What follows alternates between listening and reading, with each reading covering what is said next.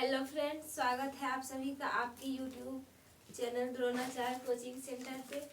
तो आज हम आपके लिए लाए हैं हिंदी का 8वां चैप्टर जो है पंडित बिरजू महाराज के द्वारा जो लिखा हुआ है, जीत जीत में निरखत हूँ, यही आपके लिए हम लाए हैं। तो आप लोग भी रेडी हो जाइए, बुक खोल लीजिए सामने, तभी आप लोग को समझ में आएगा। तो आज हम करवा रहे हैं, पहले हम बोर्ड पे लिख देते हैं। चैप्टर है 8वां, गद्यखंड का 8वां चैप्टर है।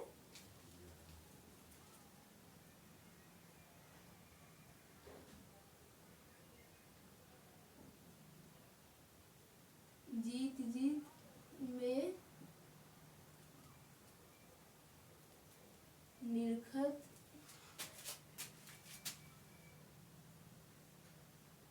हूँ, ये हमारा चैप्टर है। इनके जो लेखक है वो है पंडित बिरजू महाराज।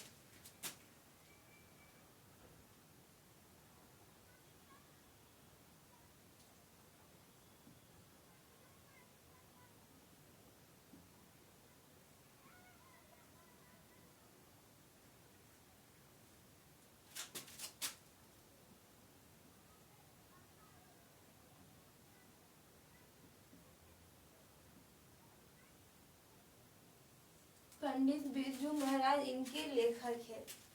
तो पहला ऑब्जेक्टिव प्रश्न ये बन जाता है कि जीत जीत में निरखत हूँ, यह क्या है। तो आप लोग लिखेंगे क्या है, साक्षात्कार। ये स्वयं अपने से लिखे हैं, अपने बारे में बताएं। तो साक्षात्कार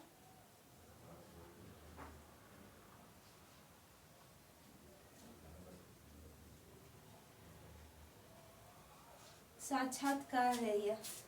तो अगर ऑब्जेक्टिव प्रश्न बनता है कि जीत जीत में निरखत हो, यह कौन सी गद्यखंड की कौन सी विधा है, तो आप लोग क्या बोलेंगे, क्या लिखेंगे, साक्षात्कार है। और इनके लेखक पंडित बिरजू महाराज है। तो इनका जन्म हुआ 4 फरवरी 1938 ईस्वी को और मृत्यु 7 फरवरी 2022 को, यानी 2 साल पहले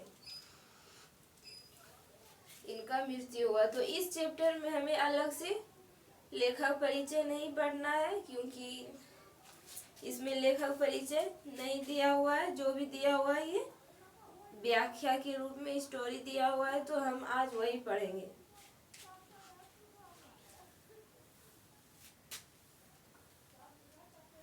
पंडित बिरजू महाराज जी जो हैं इस चैप्टर में अपने बारे में बता रहे हैं। तो हम लिखते हैं, पंडित बिरजू महाराज का जन्म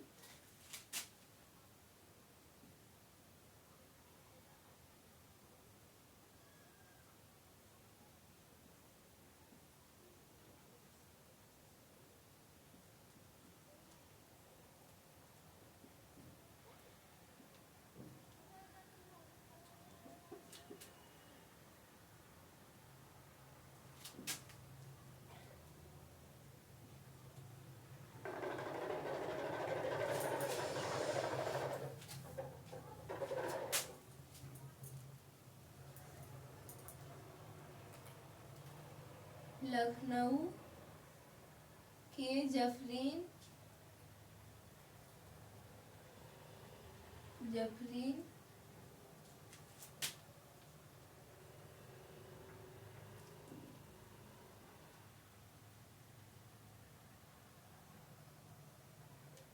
अस्पताल में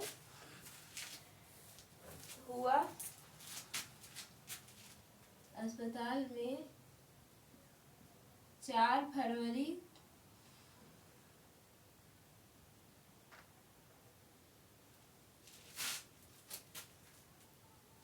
1938 ईस्वी को हुआ।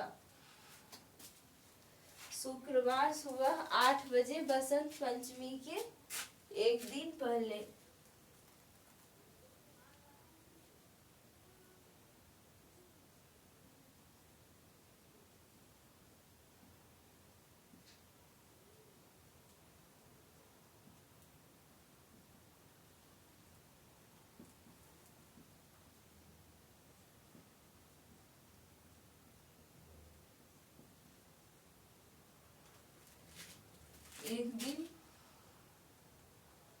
पहले तो 3-4 ऑब्जेक्टिव प्रश्न यही से बन जाते हैं कि पंडित बिरजू महाराज का जन्म कहाँ हुआ। तो लखनऊ में हुआ, एक प्रश्न ये हो गया, और एक प्रश्न ये बन जाते हैं कि किस अस्पताल में हुआ। तो जफरीन अस्पताल में, लखनऊ के जफरीन अस्पताल में हुआ। और किस ईस्वी में हुआ, तो 4 फरवरी 1938 ईस्वी में। और दिन शुक्रवार था, सुबह 8 बजे, यानी बसंत पंचमी के ठीक एक दिन पहले इनका जन्म हुआ। तो चलिए आगे जानते हैं कि क्या किया, ये अपने बारे में बता रहे हैं। तो लखनऊ घराने के, तो पंडित बिरजू महाराज जीत जीत में निरखत हूँ, ये इस चैप्टर में है कि लखनऊ घराने के वंशज के 7वीं पीढ़ी कलाकार। तो कलाकार में मानो 7 पीढ़ियों का सौंदर्य केंद्रीभूत हो गया है। मतलब एक प्रश्न यहाँ से भी बनता है, तो किस वंशज में हुआ, तो लखनऊ घराने के वंशज में। और पीढ़ी 7वीं पीढ़ी के कलाकार में। तो आगे है सौम्य, हंसमुख, मिलनसार व्यक्तित्व और सहज, निष्कपट, लगभग बच्चे का भोलापन लिए बिरजू महाराज को देखकर इनकी महान प्रतिभा का अंदाजा लगाना ठीक है। किंतु बात करते करते उनका न जाने कहाँ खो जाना, उंगलियों का निरंतर गिनती में उलझे रहना, और अचानक चेहरे पर नितांत शून्य भाव बेचैन करने वाला होता है। तो अचानक कुछ खोजता सा उसकी आंखों में, फिर वही फुसलाती सी सरल मुस्कान, और दोहरा बदन, मंझोला कर, और चेचक के हल्के दाग, और बड़ी आंखों वाला ढीला ढाला व्यक्ति मंच पर एकदम और ही हो जाता है। और इसमें रश्मि वाजपेयी प्रश्न पूछते हैं, और पंडित बिरजू महाराज जी जो है वो अपने बारे में बताते हैं। तो इसमें रश्मि वाजपेयी जो है वो पंडित बिरजू महाराज से बोले हैं कि अपने बारे में कुछ बताएं। तो पंडित बिरजू महाराज जी जो है वह कहते हैं कि मेरा जन्म लखनऊ के जफरीन अस्पताल में 1938 4 फरवरी शुक्रवार सुबह 8 बजे बसंत पंचमी के ठीक एक दिन पहले हुआ। और घर में आखिरी संतान थे वो, 3 बहनों के बाद उनका जन्म हुआ। और कहते हैं 6 साल की उम्र में नवाब साहब को बहुत पसंद आ गया था। और कहते हैं मैं नाचता था, जाकर पीछे पैर मोड़कर बैठना पड़ता था, चूड़ीदार पैजामा साफा अचकन पहनकर। अम्मा जी बेचारी बहुत परेशान, उन्होंने हमारे तनख्वाह भी बांध दिए थे। बाबूजी रोज हनुमान जी का प्रसाद मांगे कि 22 साल गुजर गए, अब नौकरी छूट जाए। नवाब साहब बहुत नाराज है कि तुम्हारा लड़का नहीं होगा। मतलब नवाब साहब जो है वो नाराज थे, उनके पिताजी से कहते थे कि अब तुम्हारा कोई लड़का नहीं होगा। खैर बाबूजी बहुत खुश हुए थे, उन्होंने मिठाई भी बांटी थी। जब बिरजू महाराज जी के जन्म हुए थे तो उनके बाबूजी बहुत खुशी हुए थे और मिठाई भी बांटे थे। हनुमान जी को प्रसाद भी चढ़ाया। और कहते हैं शायद ये 43 की बात रही होगी, मतलब 1943 ईस्वी की बात रही होगी। उस उम्र में जुबली टॉकीज दिल्ली में, मतलब कोई जगह होगा जिसका नाम है जुबली टॉकीज, दिल्ली के बड़े भारी कॉन्फ्रेंस में मेरा नाच रखा गया। तो जुबली टॉकीज दिल्ली में इनका नाच रखा गया।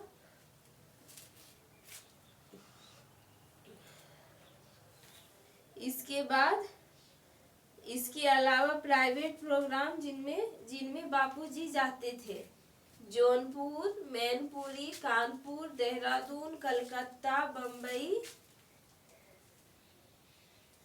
आदि, इनमें मुझे जरूर रखते थे। मतलब इनके बाबूजी जहाँ जाते थे, कानपुर, देहरादून, कलकत्ता इत्यादि जाते थे, तो इनको भी साथ में ले जाते थे।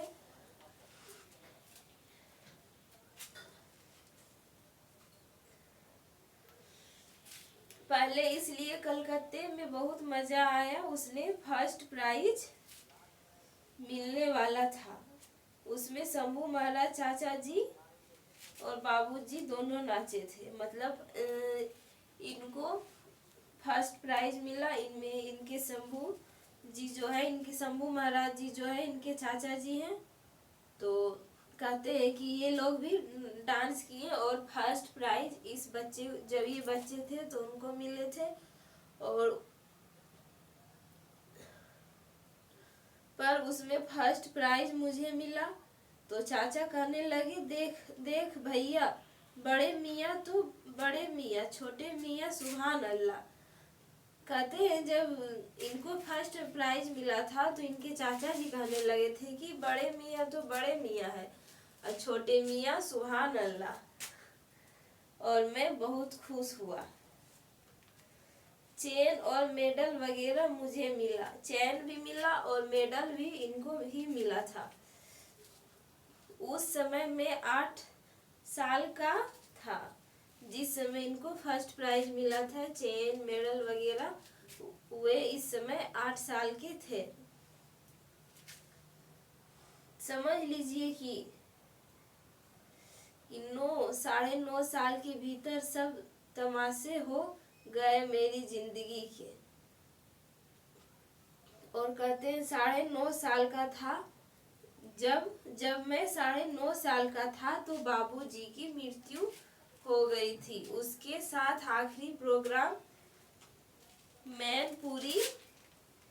मैनपुरी में था। तो आप लोग का एक प्रश्न यहाँ से बनता है कि जब पंडित बिरजू महाराज जी के पिताजी की मृत्यु हुई थी तो वे कितने साल के थे?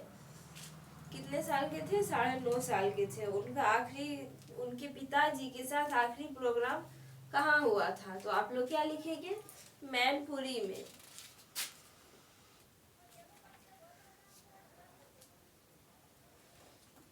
वे 54 साल के थे। तो ये भी प्रश्न बनता है कि उनके पिताजी के जब मृत्यु हुए थे तो वे कितने साल के थे? 54 साल के थे। लू लग गई थी उन्हें, कहते हैं लू लग गई थी और इनकी जगह मैं नाचा था।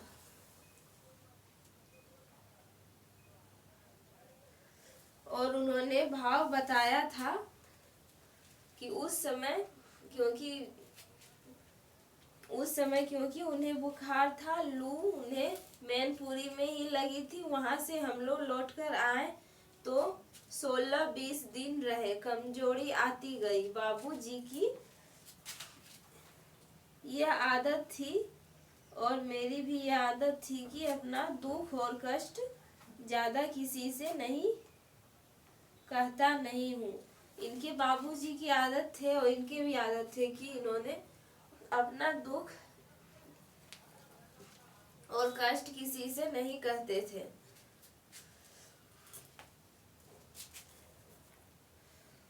वो भी छिपाते रहे। उन्हें शुगर भी था तो इक्के पर चौक वगैरह चले गए और सबसे मिल आए। जितने भी अमीनाबाद में थे, बाजार आदि में मिलने वाले, और सभी प्यार करते थे उन्हें। उसके साथ आखिरी प्रोग्राम था।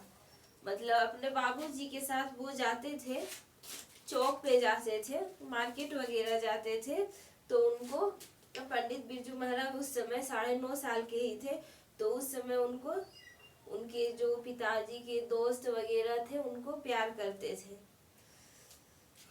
मुझे तालीम बाबूजी से मिली थी। तालीम मतलब आप लोग समझते होंगे कि तालीम मतलब शिक्षा होता है। तालीम बाबूजी से ही मिली थी। गड्ढा भी बांधने उन्होंने मुझे गड्ढा यानी कलावा, गड्ढा भी बांधा उन्होंने मुझे। जब बांधा तो अम्मा से कहा कि तुम्हारा लड़का मुझे नजराना नहीं देगा, गड्ढा नहीं बांधूंगी। नजराना यानी दक्षिणा को बोला जाता है कि नजराना नहीं देगा तो गड्ढा नहीं बांधूंगी। तो मुझे 500 रुपए के 2 प्रोग्राम मिले थे। जब 500 आया तो गड्ढा बांधा उन्होंने और कहा इसमें 1 पैसा नहीं दूंगा, यह पैसा मेरा है। जब उन्होंने प्रोग्राम किए थे तो उनको 500 के 2 प्रोग्राम किए थे, तो उन्होंने उस पैसे से गड्ढा बनवाए थे अपने हाथों में।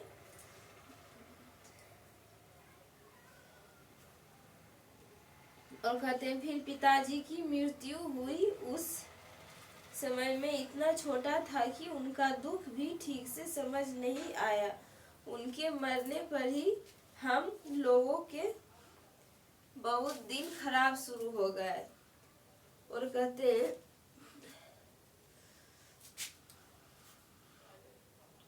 उसी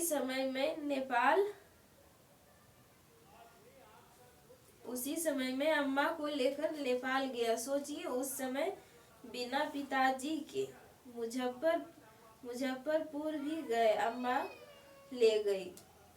और कहते हैं कि जब उनके पिताजी की जब मृत्यु हो गए थे, देहांत हो गए थे, तो वो अपनी मम्मा को लेकर नेपाल गए थे। फिर वो मुजफ्फरपुर भी गए थे अपनी अम्मा के साथ।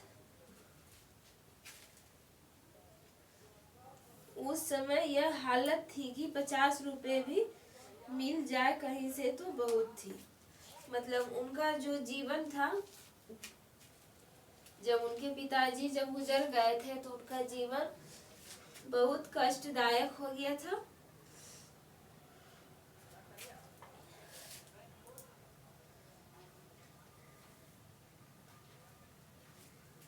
पहले का सब पैसा हमारे टाइम तक खत्म हो गया था। कर्जदार भी बहुत हो गए थे। बाबूजी किसी का भला करने के लिए एक से लेकर दूसरे को दे देते थे। मतलब 100 लिए तो 200 दूंगा कहकर यह उनकी अजीब सी आदत थी। मतलब उनके बापूजी के बारे में वो बता रहे हैं कि उनके पिताजी जब किसी से पैसा लेते थे तो कहते थे कि 100 लूंगा तो 200 दूंगा। फिर कहते हैं कि कानपुर में 2-2.5 साल रहे, जिसमें 25-25 रुपए के 2 ट्यूशन भी मैंने आर्या नगर में पढ़ाए थे। पैदल 3 मील जाता था और रास्ते में कब्रिस्तान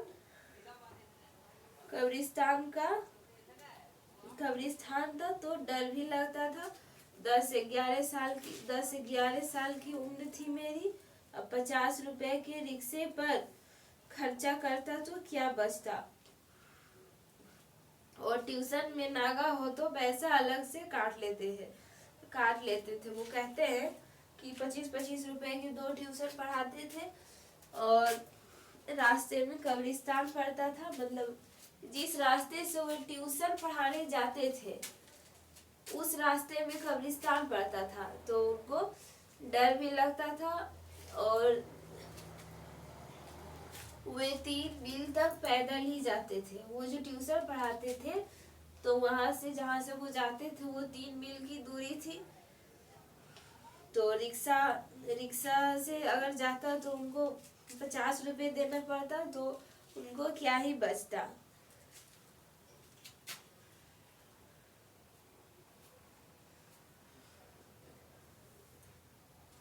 और 50 रुपए में काम करके किसी तरह पढ़ रहा था मैं। एक सीताराम बगला करके लड़का था जो अमीर घर का, उसे मैं डांस सिखाता था और वह बेचारा मुझे पढ़ा देता था। तो ये भी प्रश्न बनता है कि पंडित बिरजू महाराज जी जो है वो किसी ट्यूशन डांस सिखाते थे और वो लड़का उनको सीताराम उनको पढ़ाते थे। तो यहाँ पे आंसर होगा कि सीताराम करके एक लड़का था जो अमीर घर का था, तो उसे वो डांस सिखाते थे और वो जो सीताराम जो था उसे वो पढ़ा देता था।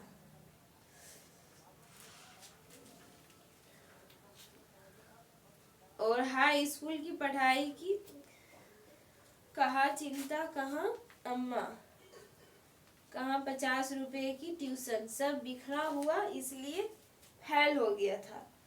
मतलब उनके ऊपर जिम्मेदारी का बोझ इतना आ गया था कि वो हाई स्कूल की पढ़ाई भी करते थे और घर चलाने का भी चिंता रखते थे और अपनी माँ का टेंशन और 50 रुपए के ट्यूशन का भी टेंशन था, इसलिए वे फेल हो गए थे। मतलब पढ़ाई अच्छी तरह नहीं हो पाया। फिर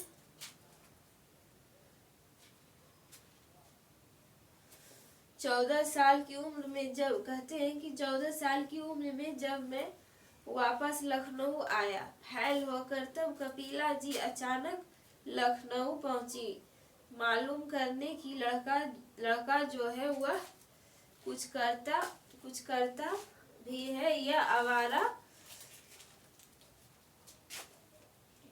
गिरहकट हो गया है।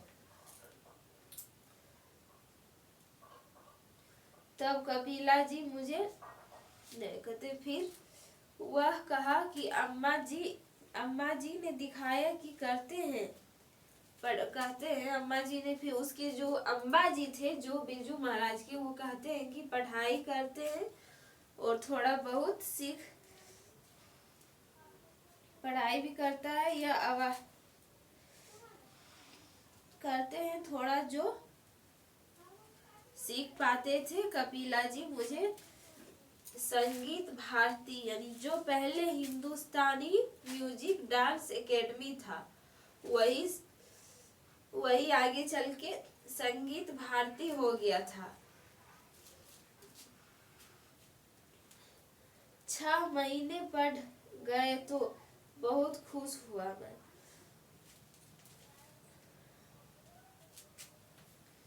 उस समय 250 रुपए मिलते थे। एक घटना बहुत दुखदाई रही कि बाबूजी के मृत्यु के समय बिल्कुल पैसा नहीं था घर में। उनका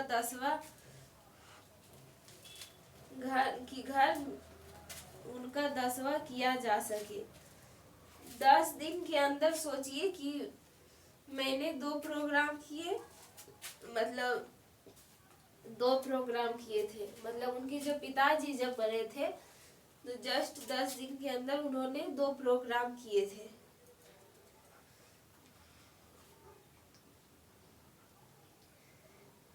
और 2 प्रोग्राम से 500 रुपए इकट्ठे किए थे और 10वां और 13वीं की थी। 10वां और 13वीं जो होता है, जो मृत्यु के बाद होता है,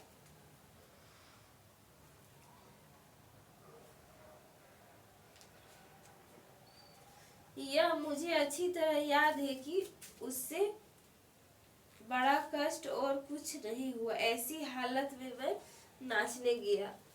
लेखक कहते हैं यानी पंडित बिरजू महाराज जी जो है वो कहते हैं, मुझे अच्छी तरह से याद है कि उससे बड़ा कष्ट कुछ भी नहीं होता जिसके पिताजी मरे हुए हैं और ऐसी हालत में वो नाचने भी जा रहे हैं।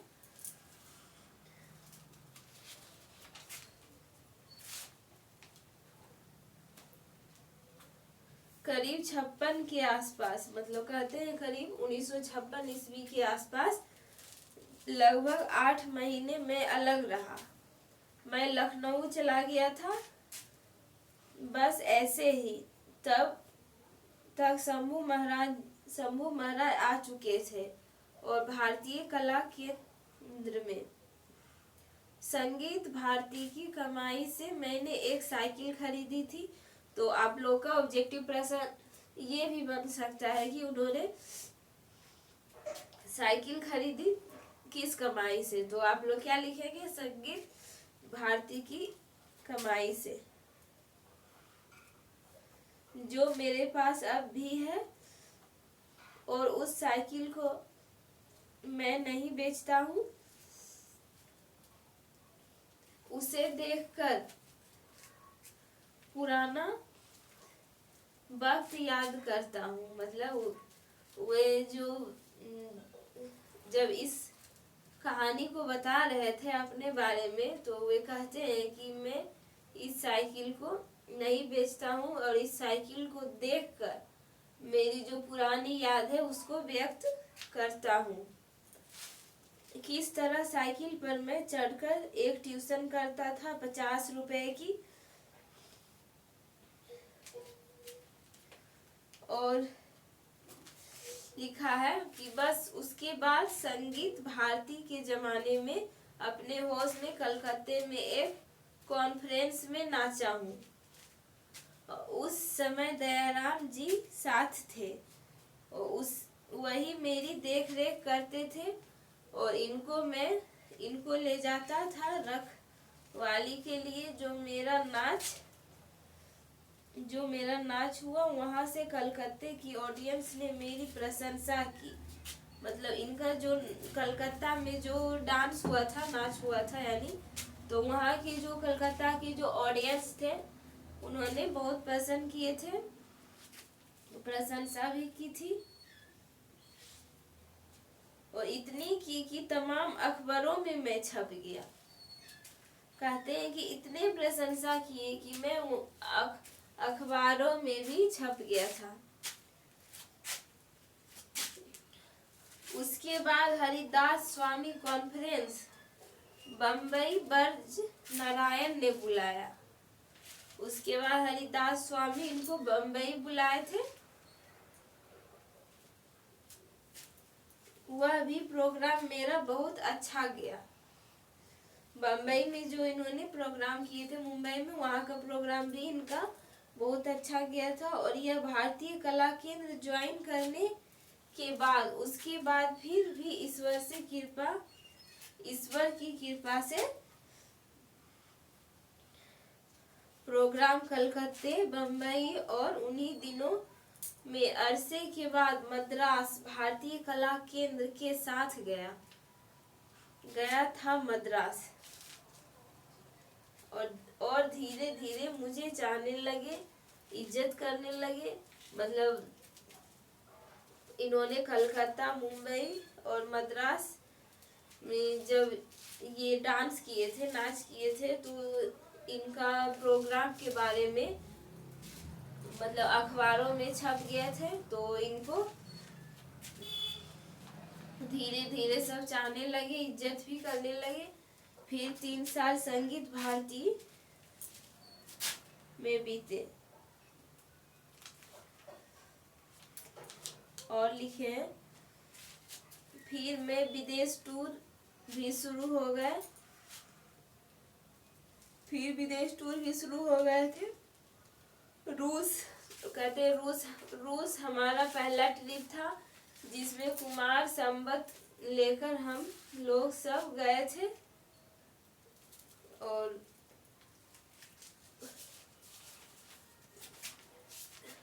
रश्मि बाजपेयी पूछते हैं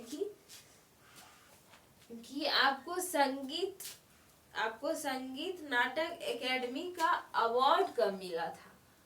तो कहते जब मैं 27 का था तब मिला था। मतलब बहुत छोटे में ही मेरी सब चीजें बहुत छोटे में जल्दी जल्दी हो गई थी। और फिर कहते हैं कि आपकी शादी, मतलब रश्मि बाजपेयी इनसे प्रश्न पूछते हैं और पंडित बिरजू महाराज जी जो है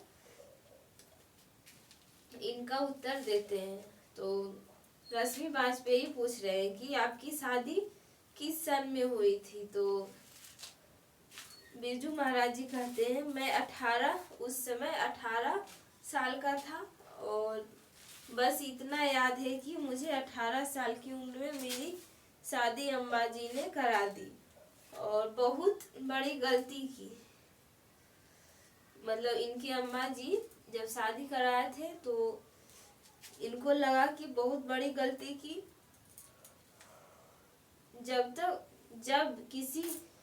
जबकि हम सोच रहे थे कि पहले काम कर ले फिर शादी कर ले, पर अम्मा जी शायद घबराई हुई थी, क्योंकि उनको चिंता थी कि पिताजी मर गए उनका क्या होगा पता नहीं। उस घबराहट में अम्मा जी ने मेरी शादी करवा दी, और पर वे मेरे लिए बहुत नुकसानदायक रहे, नुकसान दे रहा। कहते हैं कि जब मैं 18 साल का था तो अम्मा जी ने मेरी शादी करवा दी, तो ये जो शादी था उनके लिए बहुत ही नुकसानदायक था। एक जिम्मेदारी और ज्यादा बढ़ गई। जब आदमी का शादी होता है तो जिम्मेदारियां बढ़ ही जाते हैं, तो उनकी भी जिम्मेदारियां बढ़ गई थी।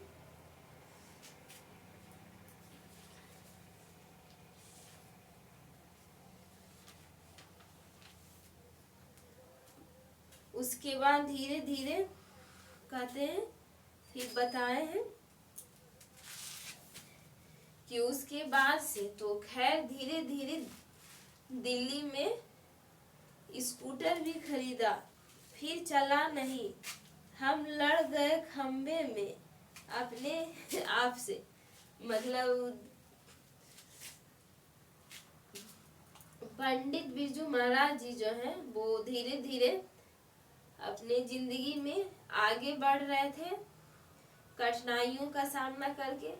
तो उन्होंने साइकिल खरीदी, फिर एक स्कूटर भी खरीदी, और फिर उनसे चला नहीं, वो खंभे में जाके टकरा गए, और फिर डर के मारे मोटरसाइकिल मोटर खरीदी पुरानी। फिर डर गए थे, वो पुरानी मोटर खरीदे, 2-4 दफे पुरानी खरीदी।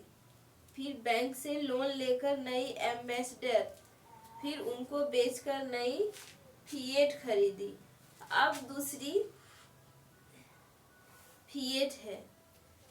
अब तो ईश्वर की कृपा से काफी सारी सुविधा है, काफी कृपा है उनकी, और लोग प्यार भी कर रहे हैं मुझे बहुत, और मैं उस प्यार का वजह से इतना बढ़ा हूं।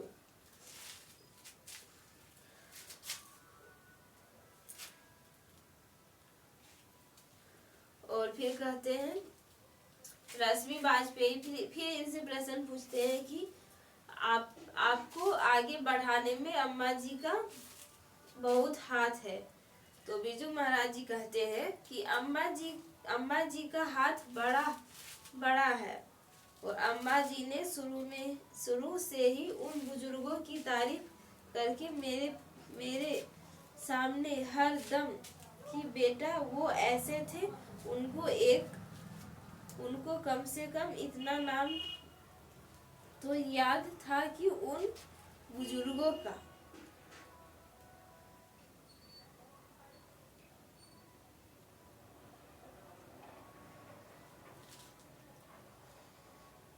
और अभी आप दूसरे किसी भी पूछे घर में तो उन्हें नाम भी नहीं मालूम था कि कौन थे।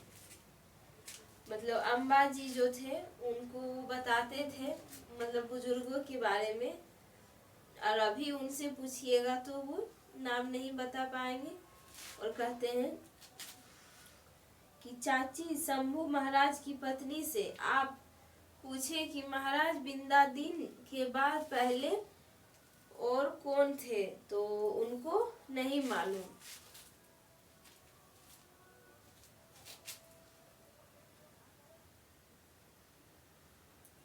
ठुमरिया भी मैंने उनसे सीखी। मतलब बिरजू महाराज जी जो डांस करते थे ठुमरिया, वे अपने चाची जी से सीखी, और मेरी वाकई में गुरुआइन थी उनकी, और वो माँ तो थी ही और गुरुआइन भी थी। तो उनकी चाची जो थी वो उनकी गुरुआइन थी, उनसे ठुमरिया भी लगाने सीखे, और माँ तो थी ही। जब मैं नाचता था तो सबसे पहले एग्जामिनर या जज अम्मा को समझाता था। जब वो नाचते थे तो एग्जामिनर और जज उनकी माँ को समझता था कि जब भी वो नाच देखती थी तो मैं कहता था कि उनसे कि मैं कहीं गलत तो नहीं कर रहा हूँ, मतलब बाबूजी का ढंग है ना, कहीं गड़बड़ी तो नहीं हो रही है।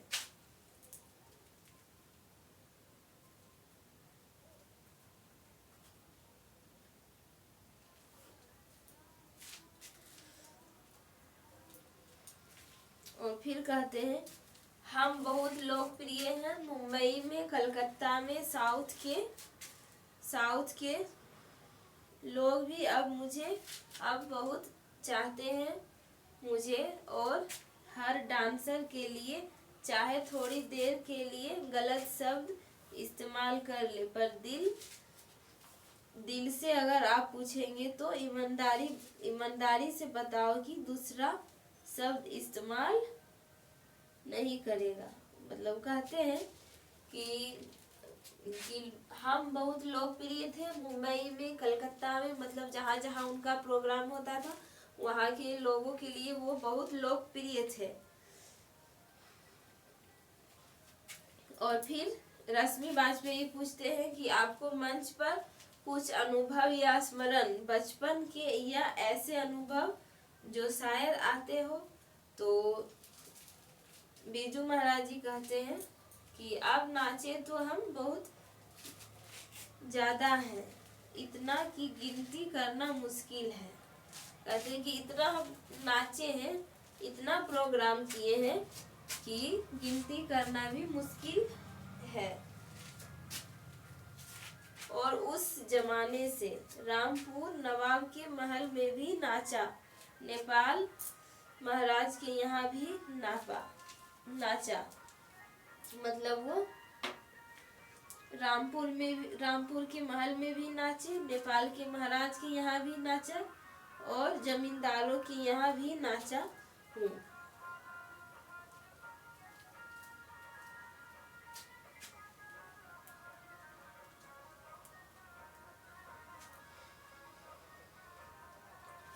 और कहते हैं जमींदार के यहाँ भी नाचा हूँ, और जहाँ मैं अक्सर तमाशा सुनता रहता हूँ, यहाँ कि जहाँ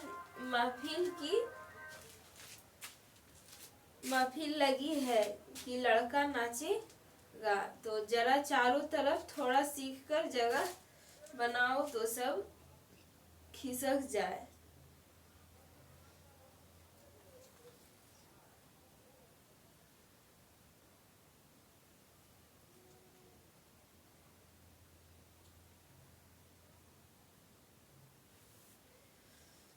और कहते हैं रश्मि वाजपेयी पूछते हैं कि अक्सर रात में होते थे या दिन में होते थे प्रोग्राम, मतलब कहते हैं कि आपका जो प्रोग्राम होते थे ज़्यादा रात में होते थे या दिन में होते थे, तो पंडित बिरजू महाराज जी कहते हैं कि दिन में होते थे।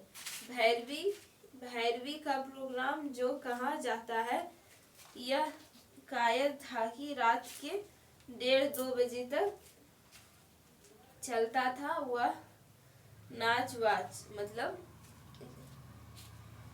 भैरवी का प्रोग्राम, मतलब भैरवी कुछ होगा, भैरवी का प्रोग्राम था, कायदा था, वहाँ का नियम था कि वो रात को 1:30-2 बजे तक चलता था नाच वाच, और उसमें थोड़ा भाव गीत वगैरह हुआ, ठुमरी भाव का विशेष। दूसरे दिन 10 बजे की महफिल और सुबह 10 से 4 बजे तक भैरवी का एक प्रोग्राम कहलाता था, तो उसमें समापन होता था मानो टोटल प्रोग्राम, यानी डांसर था तो सुबह से लेकर शाम तक।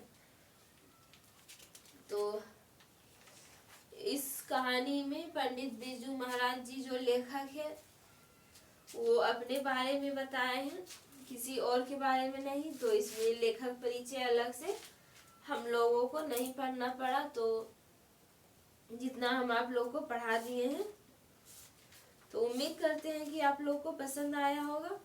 तो हम जो नेक्स्ट वीडियो लाएंगे आप लोगों के लिए वो ऑब्जेक्टिव प्रश्न रहेगा, और फिर उसके बाद हम आप लोगों को इसका सब्जेक्टिव प्रश्न करवाएंगे। मतलब टोटल हर चैप्टर का 3 वीडियो आएगा। तो आप लोग हमारे इस चैनल को प्यार दीजिए, सपोर्ट दीजिए, लाइक कीजिए, शेयर कीजिए।